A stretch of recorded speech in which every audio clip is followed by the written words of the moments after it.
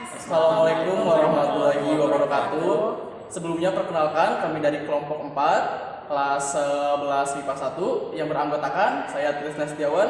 Saya Tia Yulia. Saya Muhammad Iman Nugraha. Di sini kami akan presentasi mengenai perlawanan Pangeran Mangkubumi dan Raden Mas Said. Perlawanan Pangeran Mangkubumi dan Raden Mas Said. Perlawanan dipimpin oleh bangsawan kerajaan yakni Pangeran Mangkubumi dan Raden Mas Said. Perlawanan berlangsung sekitar 20 tahun. Pada saat pemerintahan Pakubuan II terjadi persahabatan antara Pakubuan II dan VOC yang mengakibatkan terjadinya kekuasaan yang dipimpin atau ikut campur antara VOC dengan pemerintahan Pakubuan II yang mengakibatkan intervensi yang dilakukan VOC terhadap jalannya pemerintahan Pakubuan II yang akhirnya wilayah pengaruh kerajaan Mataram semakin berkurang. Hal ini mendorong munculnya perlawanan diantaranya dari Pangeran Mangkubumi dan Raden Mas Said. Raden Mas Said sendiri merupakan putra dari Raden Mas Ria yang bergelar Adipati Arya Mangkunegara dengan Raden Ayu Wulan putri dari Adipati Blitar.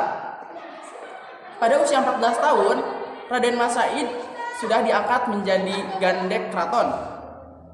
Munculnya niat untuk melakukan perlawanan terhadap VOC, Raden Mas Said diikuti oleh Raden Sutawijaya dan Suradiwangsa pergi keluar kota untuk menyusun kekuatan. Raden Mas Said pergi menuju Nglaroh untuk memulai perlawanan. Oleh para pengikutnya, beliau diberikan gelar sebagai Raja Baru dengan gelar Pangeran Adipati Anom Hamengkunegara Senopati Sudibianing Prang.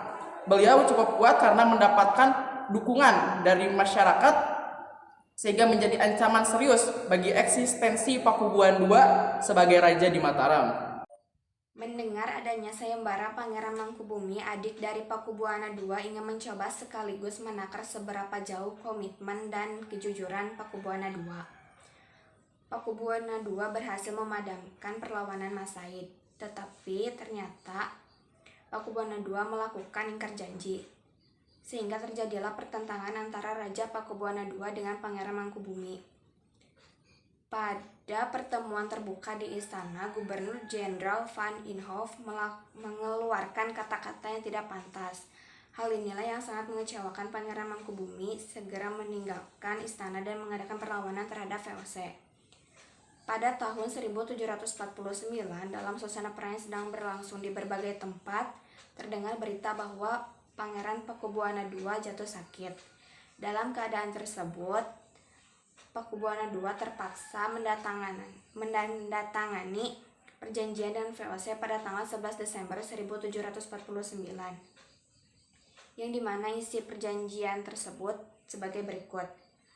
1. Susuhunan Pakubuana II menyerahkan kerajaan Mataram baik secara de facto maupun de jure kepada VOC. 2. Hanya keturunan Pakubuana II yang berhak naik tahta dan akan dinobatkan oleh VOC menjadi Raja Mataram dengan tanah Mataram sebagai pinjaman dari VOC. 3. Putra mahkota akan segera dinobatkan. Kemudian 9 hari setelah penandatanganan perjanjian itu, Pakubuana II wafat. Perjanjian tersebut merupakan tragedi besar karena kerajaan Mataram harus diserahkan kepada pihak asing yaitu VOC. Perlu diketahui perjanjian Pakubuana II dengan VOC ditandatangani, dan pada saat itu Pakubuana II dinyatakan bukan lagi Raja Mataram dan VOC belum mengangkat raja baru.